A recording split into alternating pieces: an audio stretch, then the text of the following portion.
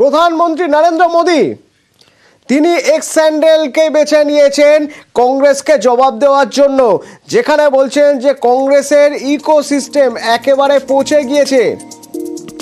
বলছেন যে এতই যদি হতো তাহলে আম্বেদকরকে কেন ভারতরত্ন দেয়নি, এতদিন ধরে তো তারাই ছিল, তারাই দেশ শাসন করে এসেছে, বরং তারা অসম্মান করেছে, এতদিন ধরে তারাই তো অসম্মান করে এসেছে আম্বেদকরকে।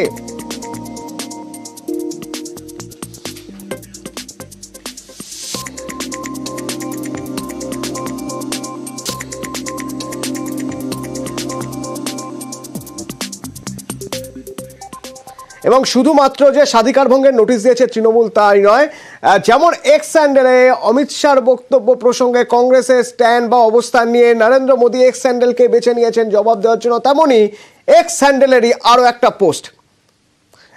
তৃণমূল নেত্রী মমতা বন্দ্যোপাধ্যায় নিশানা করেছেন অমিত শাহকে, কড়া আক্রমণ করেছেন।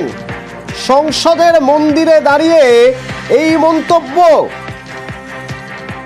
কেন এই মন্তব্য? তাহলে কি অহংকার?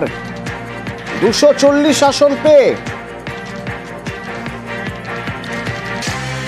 সরাসরি আমার সঙ্গে আমার সহকর্মী আবির রয়েছে। আবির, এতদিন ধরে কংগ্রেস বলে আসছিল তারা যে পদক্ষেপ করছে সেই পদক্ষেপ তারাই করছে, তাদের সহযোগী দল করছে, কিন্তু কই তৃণমূল তো তাদের সঙ্গে নেই। বারবার অভিযোগ উঠছিল যে INDIA যে বিরোধিতা করছে তৃণমূল তো তাদের সঙ্গে নেই, কিন্তু এবার দেখা যাচ্ছে কংগ্রেস যে প্রতিবাদ করছে সেই প্রতিবাদ সুর চড়াচ্ছে আরো তৃণমূল। অন্তত এই এক্স হ্যান্ডেলের পোস্ট তারই প্রমাণ।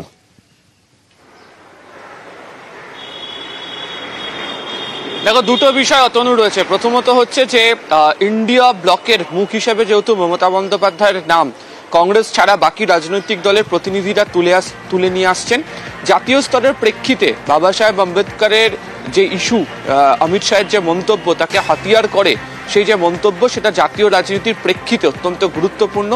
দ্বিতীয়ত, বিভিন্ন সময় এই রাজ্যেরই হোক বা বিভিন্ন সভা করতে গিয়ে বিভিন্ন জায়গাতেও মমতা বন্দ্যোপাধ্যায় বারবার ধরে বিজেপি শাসিত রাজ্যগুলিতে দলিতদের প্রতি যে অত্যাচার হয়েছে সেই প্রসঙ্গের কথাও তিনি বারবার ধরে তুলে ধরেছেন।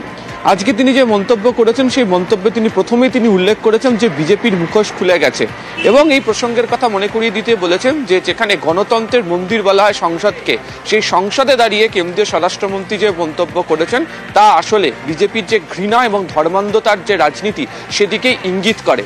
এবং যারা বাবা সাহেব আম্বেদকরের আদর্শে অনুপ্রাণিত হয়ে থাকেন, এই মন্তব্যের প্রেক্ষিতে শুধুমাত্র তাদেরকে অপমান করা নয়, এর পাশাপাশি যারা ড্রাফটিং কমিটির সদস্য ছিলেন তাদেরকে অপমান করা হয়েছে। কারণ এই দেশ বহুত্ববাদ, এই দেশে বিভিন্ন ধর্মের মানুষজন বসবাস করেন, এই দেশে বিভিন্ন সংস্কৃতির মানুষজন বসবাস করেন।